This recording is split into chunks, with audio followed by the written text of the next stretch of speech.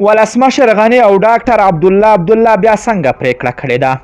راځئ دا ټول مطالب په همدې ویډیو کې راسره طرفه وګورئ تر څو له حقیقتونو خبر شئ. په سلامونه مو هرکلی کوم دوستانو، خدای دې وکړي چې جوړ او روغ اوسئ. که زموږ چینل ته نوي راغلی نو حتما یې سبسکرایب کړئ او د بیل نشان ووهئ تر څو زموږ عاجل ویډیوګانې ستاسو مخې ته در ورسیږي. ولسمشر غني د سیاسي مشرانو په غوښتنه خپلې کابینې د نورو غړو ګمارنو د 5 ورځو لپاره ځنډولې دي. په ارکې د عامو ستراتیژیکو چارو دفتر مشر وحید عمر پر خپل ټویټر لیکلی دی: د هیواد سیاسي مشرانو په غوښتنه د افغانستان جمهور رئیس هدایت ورکړ چې د کابینې د نوي غړو ګمارنو در 5 ورځو ودرېږي څو د سیاسي خبرو اترو لپاره لا ډېر فرصت رامنځته شي.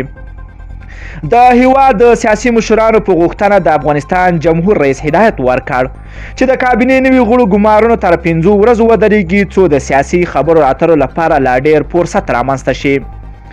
اشرف غني دغه پریکړه وروسته تر هغه کړې چې پخواني ولسمشر حامد کرزي، یونس قانوني، استاد سیاف او کریم خلیلي په یوې ګډې اعلامیې کې د اشرف غني څخه غوښتي دي چې د یو څه وخت لپاره له ګمارنو لاس واخلي او له عبدالله مو هیله دا ده څو تفاهم ته د رسیدو لپاره په نظر کې نیول شوی وخت تمدید کړي.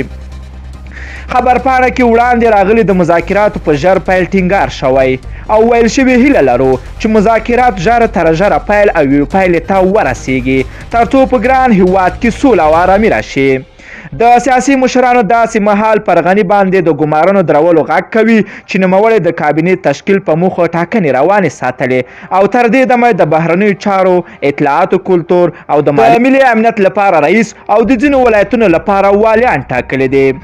غني تر دې دمه عبدالله ته د سولې عالي شورا وړاندیز او ملګرو ته په کابینه کې د ځای ورکولو وړاندیز کړی و، خو د عبدالله ډلې غني غیر مشروع بللی او ټینګار یې کړی ده چې تر کومه د ټاکنو پایلې لغوه شوي نه وي بحثونه پایلې ته رسېدای نه شي. دوستانو، ستاسو د غني او عبدالله دا پریکړه څنګه ارزوئ چې کابینه یې 5 ورځې ځنډولې ده؟ راځئ خواږه نظرونه په کمنټ کې راسره ولیکئ. که ویډیو مو خوښه شوې نو حتما لایک او شیر کړئ. که غواړئ له تازه او دقیقو معلوماتو خبر شئ د پشتو نیوز چینل حتما در سره سبسکرایب کړئ. نور مو په پاک رب سپارم. الله مو مل شه، خو وخت درته غواړم.